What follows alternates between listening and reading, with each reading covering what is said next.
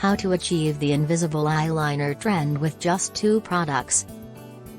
How to apply eyeliner, waterline tight lining lash line. When talking about the invisible eyeliner trend, my boyfriend asked, "Why would you want it to be invisible?" This is a fair question, but one that shows his utter lack of knowledge about makeup trends. The more natural looking yet intricate a makeup trend, the more viral it tends to go. For those that don't know about a trend, makeup artist and founder of Aisling Organics Krysta Lewis makes understanding it easy, and describes it as a reverse cat eye, 10 best way and products.